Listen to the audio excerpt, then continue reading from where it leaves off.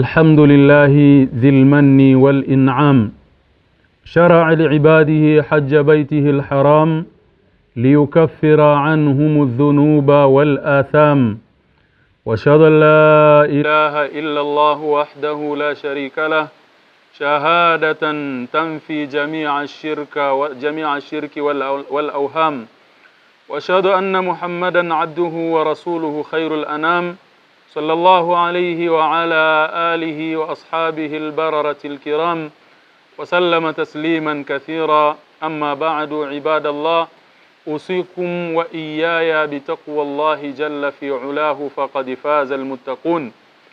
Uzangu katika iman, tupo katika halaka ya pili katika kipindi chetu hiki hakadha hajja salihun.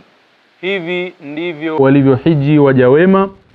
Katika halaka ya kwanza tulizungumzia au tulimalizia katika kueleza hadithi ya Jabir ibn Abdullah radhiyallahu anhuma, akielezea namna ya haji ya Mtume sallallahu alayhi wasallam ilivyokuwa, pale alipoeleza katika kubainisha kwamba ibada ya hija mwanzo wake mpaka mwisho wake inamuweka Muislamu katika masala mazima ya kuitambua tauhidi na kumpwekesha Allah subhanahu wa ta'ala, lakini vile vile kuikataa shirki na kujiweka mbali nayo.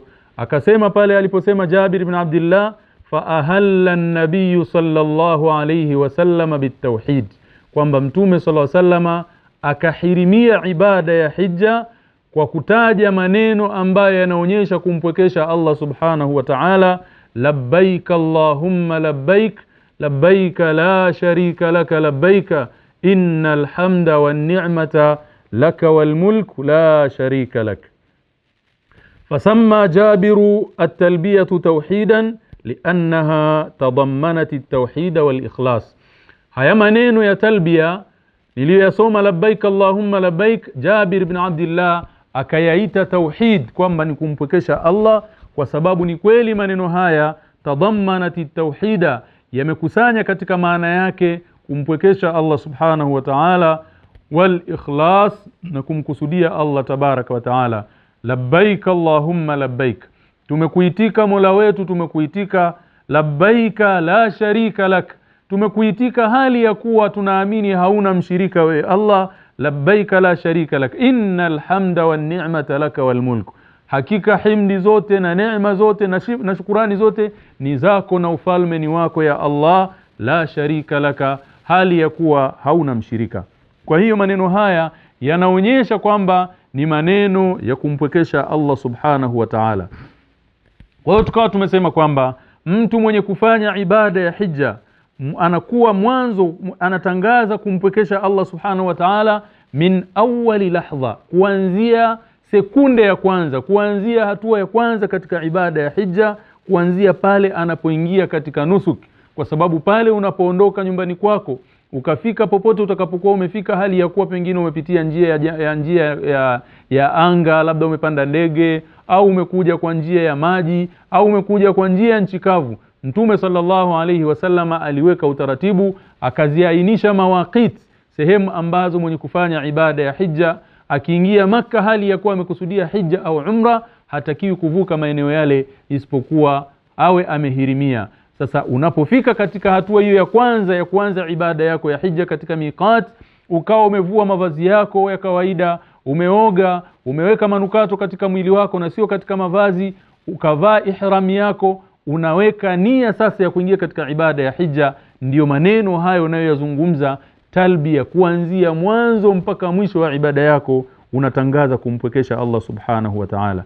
Wala yazalu yulabbi bitauhid wa yantaqilu min amalin ila amalin bitauhid, unapohama kutoka hatua moja kwenda hatua nyingine hali ya kuwa unatangaza kumpwekesha Allah subhanahu wa ta'ala. Unatoka katika miqat unakwenda mpaka unaingia Makka, hali ya kuwa unaendelea kutangaza maneno hayo ya kuonyesha upweke wa Allah subhanahu wa ta'ala. Mpaka unafanya ibada yako ya umra, unamaliza yaumu tarwiya, unaweka nia vile vile, unaondoka Makka kwenda katika viwanja vya Mina. Wito wako na maneno yako ni yale ya kumpwekesha Allah subhanahu wa ta'ala: labbaik allahumma labbaik labbaik la sharika laka labbaik innal hamda wan ni'mata laka wal mulk mwanzo wa ibada yako mpaka mwisho wa ibada yako, matendo yako, maneno yako, yote yanaonyesha kumpwekesha Allah subhanahu wa ta'ala. Wa fi hadha ayuha al-ikhwa tarbiyatu an-nafsi ala tauhidillah wal ikhlasu lillahi subhanahu wa ta'ala. Matendo haya na maneno haya ni kuilea nafsi ya wewe ambaye umekwenda katika ibada ya hija. Masiku yote unapokuwa katika matendo na ibada ya hija, unafundishwa, unatengenezwa kuwa katika kwamba ibada yako yote, matendo yako yote, maisha yako yote, uilee nafsi yako katika masala mazima ya kumpwekesha Allah subhanahu wa ta'ala. Ndugu zangu katika iman, fi mausimil haji tabruzu aqidatul bara'i min ash-shirki min ahli ash-shirki wal kufri. Ndani ya ibada ya hija, ndani ya msimu wa hija, inaonekana wazi wazi swala la mtu kujiweka mbali na ushirikina, lakini kujiweka mbali na washirikina, kujiweka mbali na kufru na watu wa kufru. Fala yajuzu an yadkhulu mantiqata al-haram fi kulli waqtin mahma kana al-qasd.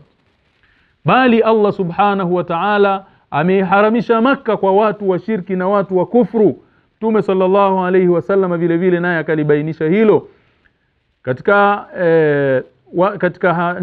maneno ya Allah subhanahu wa ta'ala ndani ya surati Tauba.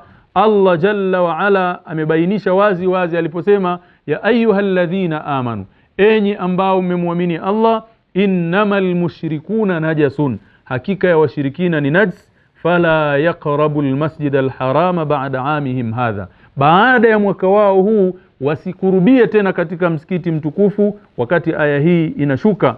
Wa in khiftum ailatan fasawfa yughnikumullahu min fadli in shaa inna Allaha alimun hakim. Allah jalla wa ala akabainisha kwamba kwa yoyote sababu itakayokuwa, kwa namna yoyote wasikurubie, hata kama pengine kuna maslahi fulani ya kidunia mnayatarajia kwamba pengine kufika kwao labda wanaingia kwa sababu za kibiashara au namna nyingine yoyote, au pengine watatuzuilia khairi fulani. Allah jalla wa ala anasema hata kama mnaogopea ufakiri, mnaogopea umaskini, basi mtegemeeni Allah na Allah jalla wa ala atakutoshelezeni, atakutajirisheni. Wa fi sahihaini an Abi Hurairah radhiyallahu anhu anna Aba Bakr as-Siddiq radhiyallahu anhu, imethibiti katika sahihi mbili Bukhari na Muslim. Hadithi ameitaja al-Imam al-Bukhari ni hadithi nambari 1543, lakini kadhalika ameitaja al-Imam Muslim hadithi nambari 1347 katika sahihi Muslim. Mtume sallallahu alayhi wasallam Abu Bakar radhiyallahu ta'ala anhu anasema, ba'athahu an-nabiy sallallahu alayhi wasallam fil hajj allati amarahu alayha Rasulullah sallallahu alayhi wasallam. Mtume sallallahu alayhi wasallam alimtuma Abu Bakar radhiyallahu ta'ala anhu katika hija ambayo amarahu alayha, alimfanya kuwa ni amir, alimfanya kuwa ni kiongozi wa watu, kiongozi wa Waislamu katika ibada ya hija hiyo. Mtume sallallahu alayhi wasallam akamtuma Abu Bakar kabla hajjatil wadaa, kabla ya ile hija ya Mtume sallallahu alayhi wasallam ambayo inajulikana kuwa ni hajjatul wadaa. Mtume sallallahu alayhi wasallam alimtuma Abu Bakar radhiyallahu ta'ala anhu awe ni amir wa Waislamu katika ibada ya hija. Sasa yaumun nahar, siku ya tarehe 10, Abu Bakar Siddiq radhiyallahu anhu naye akamtuma Abu Huraira katika kundi la watu, yuadhinu fi nnas, akiambiwa Abu Huraira anaambiwa na Abu Bakar radhiyallahu ta'ala anhu kwamba awatangazie watu, an la yahujju ba'da al-aami mushrikun wala yatufu bil baiti uryanun, kwamba eleweni na mtambue, baada ya mwaka huu hatoruhusiwa mshirikina yoyote kuhudhuria katika ibada ya hija, lakini vile vile baada ya mwaka wenu huu hakutokuwa na ruhusa ya mtu yoyote kufanya tawaf katika nyumba ya Allah hali ya kuwa akiwa ni uchi, kwa sababu ilikuwa washirikina wa Makka, makuraishi wa Makka walikuwa ndio wasimamizi wa nyumba tukufu ya Allah subhanahu wa ta'ala. Kwa hiyo walikuwa na utaratibu, wanapokuja mtu kufanya ibada ya hija kuna mavazi maalum, kama unavyoona leo hii ihram, kulikuwa na mavazi maalum lazima yavaliwe. Kwa hiyo mtu ambaye hana uwezo wa kununua mavazi yale ilikuwa anawajibika kufanya tawafu hali ya kuwa yuko uchi. Kwa nini? Kwa sababu walikuwa wanaamini kwamba nguo hii ambayo unakuja kufanya nayo tawafu katika eneo hili takatifu, katika nyumba takatifu, nguo ile umemuasi Allah jalla wa ala katika nguo ile, na hapa ni bahala patakatifu. Kwa hiyo lazima uwe na mavazi aidha ambayo ni maalum, mavazi mapya, au utufu hali ya kuwa ukiwa uchi. Kwa hiyo Abu Bakar radhiyallahu ta'ala anhu akamtuma Abu Huraira radhiyallahu ta'ala anhu awatangazie kwamba baada ya mwaka huu hataruhusiwa mshirikina yote kufanya hija, na ule utaratibu na mfumo wa kufanya tawafu hali ya kuwa watu wako uchi utakuwa umeishia hapo. Tunajifunza nini ndugu zangu katika iman? Tunajifunza kwamba ibada ya hija inamweka mtu katika swala zima la kumpwekesha Allah subhanahu wa ta'ala na kumkusudia Allah subhanahu wa ta'ala peke yake katika ibada.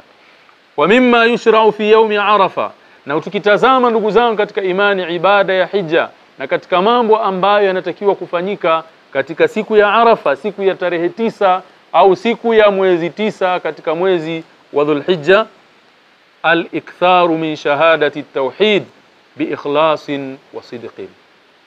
Mtume sallallahu alaihi wasallam ametufundisha. Bado ndugu zangu katika imani tunaitazama tauhidi katika ibada ya hija, tunatazama swala la kumpwekesha Allah subhanahu wa ta'ala katika ibada ya hija, na kwamba haikuwekwa ibada ya hija illa litahqiqi at-tauhid wa nabdhi shirki wa tahdhir minhu. Ibada ya hija imewekwa kwa ajili ya kuthibitisha swala la kumpwekesha Allah subhanahu wa ta'ala, lakini vile vile kuwaweka watu mbali na kumshirikisha Allah subhanahu wa ta'ala. Ukitazama siku ya Arafa katika mambo ambayo ametufundisha Mtume sallallahu alayhi wasallam, al-iktharu min shahadati tauhid. Haj yatakiwa akithirishe katika swala la kuitangaza tauhid, katika kalimatu tauhid, na kwa kumkusudia Allah subhanahu wa ta'ala bi ikhlasin wa sidq. Tunayapata wapi haya ndugu zangu katika imani? Tunayapata katika hadithi ya Amru ibn Shuaib an abihi an jaddihi قال كان أكثر دعاء رسول الله صلى الله عليه وسلم يوم عرفة لا إله إلا الله وحده لا شريك له له الملك وله الحمد بيده الخير وهو على كل شيء قدير. أخرجه الترمذي في جامعه حديث نمبر 3585 وأحمد بن حنبل في مسنده. na Imam Ahmad vile vile ameitaja hadithi hii katika musnadi wake mujalladi wa pili hadithi 210, kwamba Mtume sallallahu alayhi wasallam katika mambo ambayo aliyaomba sana katika dua ambazo alizitaja sana Mtume sallam siku ya Arafa ni haya maneno: la ilaha illa Allah, hakuna muabudiwa wa haki isipokuwa Allah, wahdahu la sharika la, hali ya kuwa Allah ni peke yake mwenye kustahiki kuabudiwa, hana mshirika katika sifa hiyo. Lahul mulk, ufalme ni wake Allah subhanahu wa ta'ala, walahul hamdu, na shukurani zote ni zake Allah subhana, biyadihi alkhair wa huwa ala kulli shay'in qadir. Haya ni maneno ukiyatazama ndugu zangu ni maneno yanajenga nafsi katika swala la kumpokesha Allah subhanahu wa ta'ala. Ulimi unatamka lakini yanatoka katika moyo, hali ya kuwa moyo unaitakidi kwamba kweli la ilaha illa Allah wahdahu la sharika la, lahul mulku wa lahul hamdu wa huwa ala kulli shay'in qadir. Ndugu zangu katika iman, وقد أخرج ابن وضاح في كتابه البدع عن المعرور بن سويد قال: خرجنا حجاجا مع عمر بن الخطاب رضي الله عنه فعرض لنا في بعض الطريق مسجد فابتدره الناس يصلون فيه، فقال عمر: ما شأنهم؟ فقالوا: هذا مسجد صلى فيه رسول الله صلى الله عليه وسلم. فقال عمر رضي الله تعالى عنه: أيها الناس، إنما هلك من كان قبلكم باتباعهم مثل هذا حتى أحدثوها بيعا، فمن عرضت له فيه صلاة فليصل ومن لم يعرض له فيه صلاة فليمضي. Vile vile ndugu zangu katika iman, katika masala ya tahqiqu tauhid, kuhakikisha kwamba hija inamfunza mtu swala la kumpwekesha Allah subhanahu wa ta'ala, nasi tuko katika kutazama hajju salihin, hija ya waja wema, namna gani haqqaqu tauhid Allah tabarak wa ta'ala fi sha'irati alhajj, namna gani waliweza kusimama katika swala la kumpwekesha Allah subhanahu wa ta'ala katika ibada ya hija. Tunakuta kwamba Umar ibn al-Khattab radhiyallahu ta'ala anhu arda alitoka siku moja katika safari yake ya hija akiwa na baadhi ya watu waliosuhubiana nao katika ibada ya hija. Fa'arada lahum fi ba'dhi at-tariqi masjidun, wakiwa njiani wanakwenda Makka, njiani wakakutana na msikiti, wakatokea wakauona msikiti.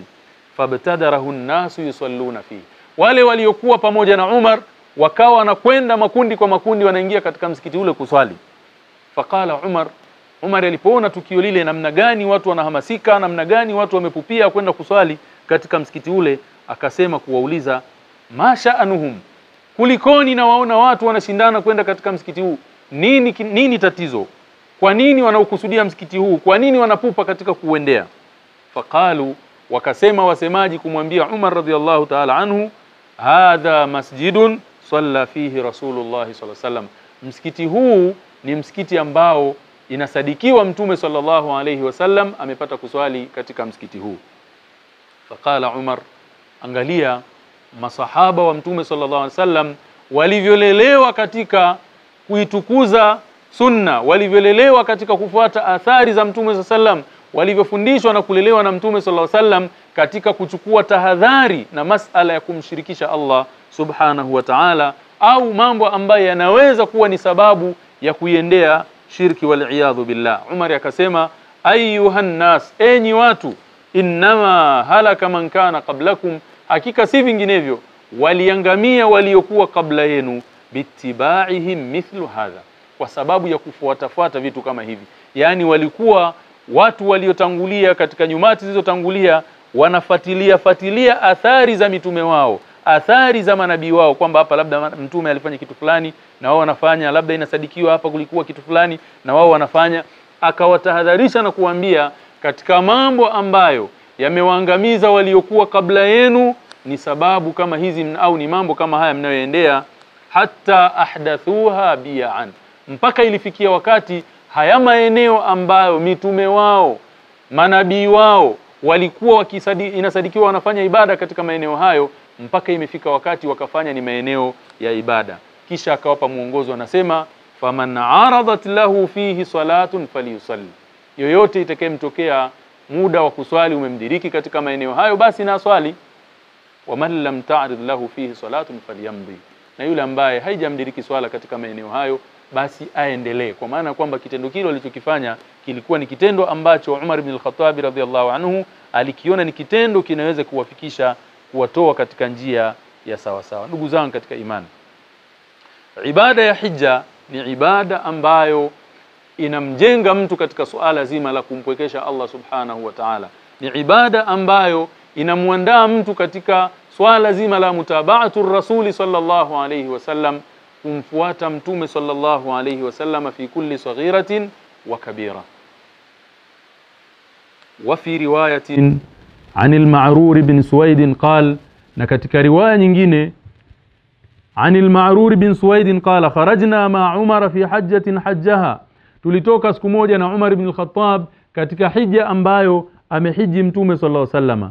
Faqara bina fil fajr, akatuswalisha salati al-fajr, ndani ya salati al-fajr akatusomea surati al-fil, alam tara kayfa fa'ala rabbuka bi ashabil fil wa li ilafi quraish, na swala katika swala rakaa ya pili akasoma suratu Quraish.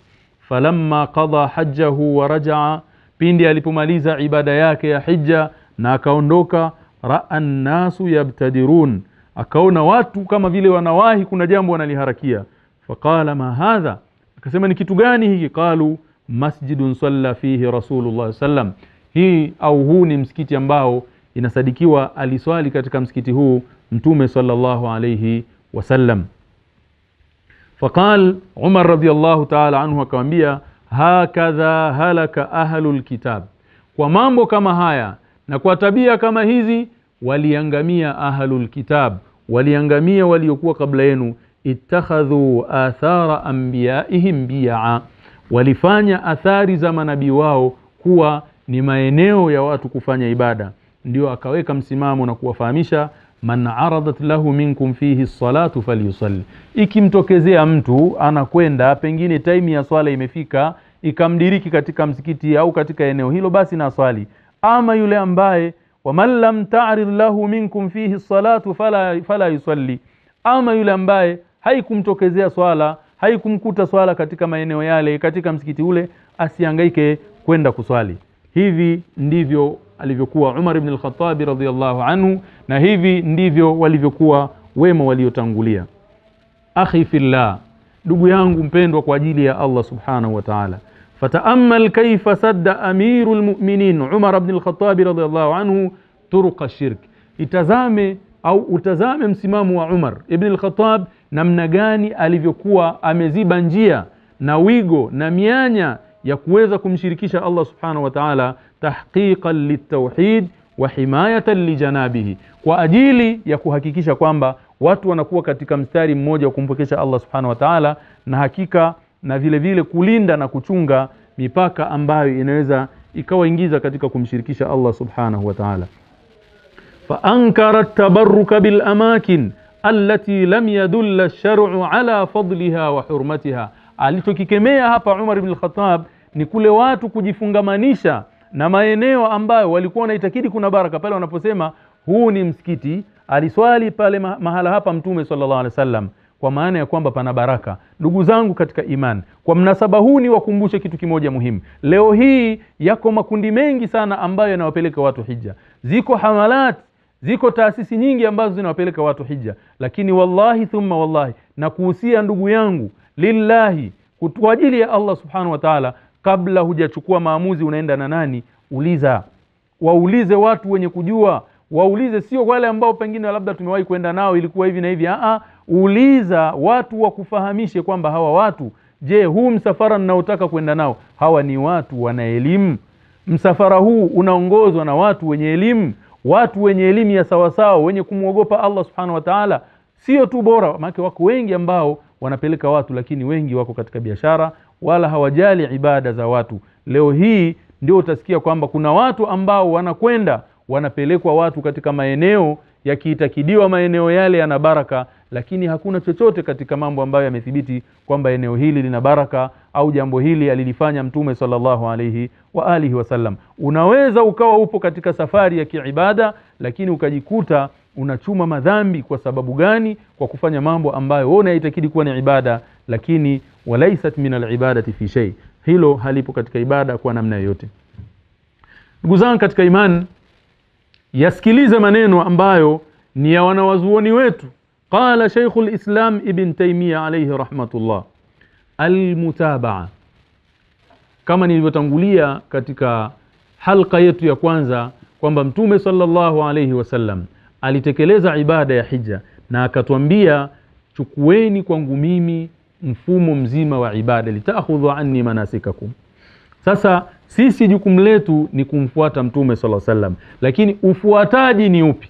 Angalia Sheikhul Islam Ibn Taymiyyah rahmatullahi alayhi anafasiri al-mutabaa, akasema Sheikhul Islam Ibn Taymiyyah, al-mutabaa an yaf'ala mithla ma fa'ala, ni mtu kufanya kama vile alivyofanya Mtume sallallahu alayhi wasallam, ala alwajhi alladhi fa'ala, kwa namna ile aliyofanya Mtume.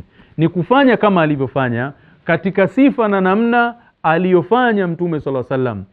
Vipi? Fa idha fa'ala fi'lan ala wajhi alibada, kama jambo ambalo alilifanya Mtume lakini amelifanya kwa misingi ya kiibada, amelifanya kama ni ibada, shuri'a lana an naf'alahu ala wajhi alibada, inakuwa kwetu sisi ni sheria na ni wajib kulitekeleza kama ibada. Kwa nini? Kwa sababu Mtume sallallahu alaihi wasallam na yeye alilifanya kama ibada. Wa idha qasada takhsisa makanin au zamanin bil ibada khassasnahu bidhalika, lakini pia ikitokea tukafahamu kwamba Mtume sallallahu alaihi wasallama alipahusisha pahala fulani kwa ibada, basi na sisi tutapahusisha kwa ibada. Mfano wake, kama kana yaksudu an yatufa haula al-Kaaba, Mtume alikuwa anafanya tawafu haula al-Kaaba kama ibada, na sisi tutafanya tawafu kama ibada. Wa an yaltamisa al-hajar al-aswad, lakini vile vile Mtume sallam alikuwa na utaratibu wa kugusa hajarul aswad, kwa hiyo na sisi tunaligusa kama ni ibada.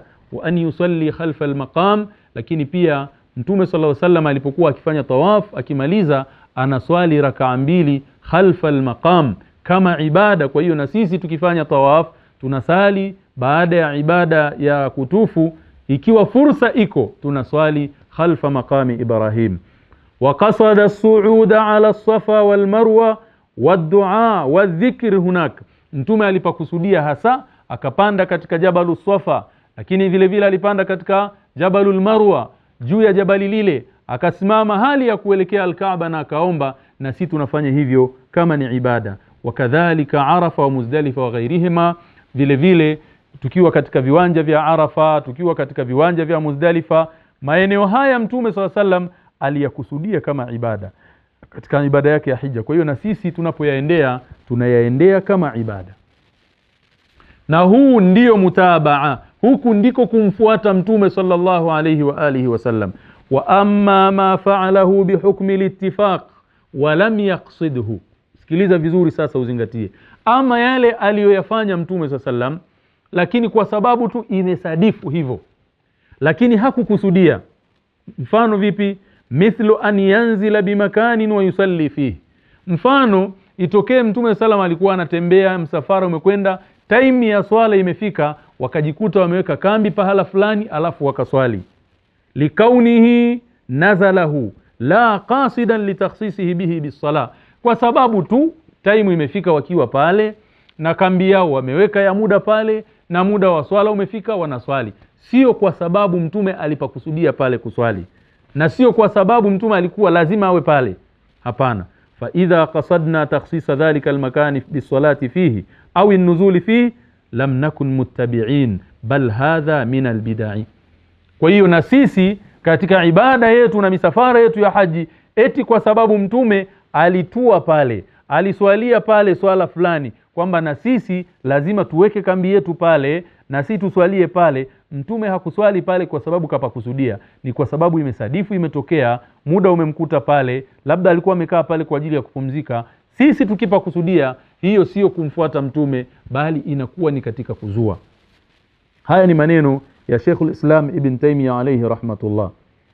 Bal hadha min albid'a allati kana yanha anha Umar ibn al-Khattab. Hii itakuwa ni katika bid'a ambazo Umar ibn al-Khattab radhiyallahu ta'ala anhu alikuwa anazikataza, kama thabata bil isnad sahih min hadithi Shu'bah an Sulaiman at-Taymi an al-Ma'rur bin Suwaid qala kana Umar ibn al-Khattab fi safarin fa salla al-ghada. Ilikuwa siku moja Umar katika safari yake akaswali swala ya jioni, swala ya alfajiri. Thumma ata ala makanin, kisha akaenda katika sehemu fulani akakaa. Faja'ala an-nasu ya'tunahu fayaqulun, watu wakawa wanamuendea katika sehemu aliyokuwa wanasema salla fihi an-nabiy sallallahu alayhi wasallam, eneo hili aliswali Mtume sallallahu alayhi wasallam.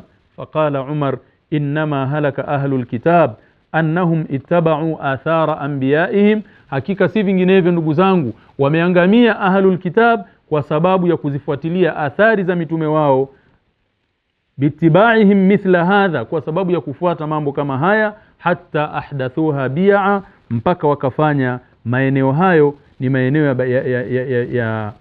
ya ibada. Kwa hiyo Mtume Umar ibn al-Khattab radhiyallahu ta'ala anhuma akawaambia inma halaka ahlul kitab, hakika si vinginevyo wameangamia ahlul kitab, annahum ittaba'u athara anbiya'ihim, kwamba wao walifuatisha athari za manabii wao, fattakhadhuha kanaisa wa bid'an, wakayafanya ni makanisa na ni sehemu za ibada. Kisha akawapa maelekezo akasema faman aradat lahu salatu falyusalli wa illa falyamdi, yule ambaye itamdiriki swala katika maeneo kama hayo basi na swali, na kama haikumdiriki basi na aende zake. Kwa hiyo ilipokuwa Mtume sallallahu alaihi wasallam hakuyakusudia maeneo yale kwa ajili ya kuswali, bali aliswali kwa sababu muda umefika, wewe katika ibada yako ya hija usije ukasema ni katika sunna kufika sehemu fulani. Tunasoma katika sira Mtume alisimama hapa, kwa hiyo ni sunna kusimama. Je, Mtume alisimama kama ibada? Je, Mtume alisimama kwa kupakusudia? Almutabaa uko namna hiyo kama alivyobainisha Sheikhul Islam Ibn Taymiyyah. Lakini kwa mwenye kutaka kupata faida, kwa wale ambao wanafuatilia, unaweza ukayapata maneno haya na ziada yake katika kitabu At-Tawassul wal Wasila safha ya 102. Ndugu zangu katika imani, kwa kumalizia halqa yetu ya leo ni nukuu vile vile maneno ya Sheikh Muhammad ibn Salih ibn Uthaymeen rahmatullahi alayhi, pale alipokuwa akisherehesha hadithi ya Jabir ibn Abdullah fi sifati haji nabii sallallahu alayhi wasallam, katika namna ya hija ya Mtume. Maneno haya ameyataja Sheikh ibn Uthaymeen alayhi rahmatullah katika sharhi yake, nayo ni sharhi ambayo ni nzuri sana kwa mtu mwenye kutaka kujifunza ibada ya hija ya Mtume sallallahu alayhi wasallam. Wanawazuoni wanasema hadithi ya Jabir ndio umda, ndio msingi katika kueleza hija ya Mtume sallallahu alayhi wasallam. Na ukitaka sharhi iliyokuwa nzuri ni sharhi ya Sheikh Uthaymeen alayhi rahmatullah. Akasema maneno yafuatayo ambayo ndio nahitimisha nayo halqa yetu ya leo. Anasema la yushra'u su'udul jabal si katika utaratibu, sio katika sunna, haifai. Sikiliza ndugu yangu na uzingatie, haifai kupanda Jabalu Arafa wala salatu fihi, au kuswali juu ya Jabali Arafa, wala salatu indahu, au kuswali pale, lianna an-nabiy sallallahu alayhi wasallam lam yaf'al dhalik, kwa sababu mtume hakufanya. Sasa tazama mahujaji wengi wanayoyafanya, utakuta watu wanajisumbua, wengine ni wazee, wanapanda huko, kuna hatari zinaweza zikatokea, unaweza ukaporomokewa na mawe, unaweza ukagongwa na nyoka, lakini watu wanapanda, lazima mtu afike kule. Kumbe hiyo sio katika sunna. Wal aslu fil ibadati tawqif, na asili katika ibada ni kusimama pale aliposimama mtume, hatta yakuma dalilun ala mashru'iyatiha, mpaka upate dalili ya kukwambia jambo hili lipo kisheria. Wabihi na'rifu dhalala kathirin minan nas. Sheikh Uthaymeen anasema kwa sababu hii utapata kutambua ujinga na upotevu wa watu wengi, wale wanaokusudia mlima wa Arafa wakapanda huko kwa ajili ya kuswali. Wengine wanaweka mpaka mawe wanayapanga, wengine wakifika pale wanaacha na kumbukumbu zao, wanaandika majina yao, wengine wanafika pale wanasimika na mabendera. Yani mtu anashindwa kuelewa kama yuko katika ibada, anakuwa kama yuko kwenye picnic, au ni sehemu ambayo mtu anaweza kafanya vile anavyojisikia. Ndugu zangu katika imani, wewe unayetaraji kwenda katika ibada ya hija, tambua kwamba hija ni ibada, na ibada yoyote haikubaliki kwa Allah mpaka itimize masharti mawili, al-ikhlasu wal-mutabaa. Na jambo hili tutalikazia na tutalisisitiza tena na tena, kwa sababu ndio usalama wa ibada zetu. Nimalize kwa kumuomba Allah subhanahu wa ta'ala atujalie mimi na wewe ni katika wale ambao wanasikia na wakafuata yaliyokuwa mazuri. Hadha wallahu a'lam, wa sallallahu wa sallama ala nabina Muhammad. Tukutane katika halaka inayokuja insha Allah.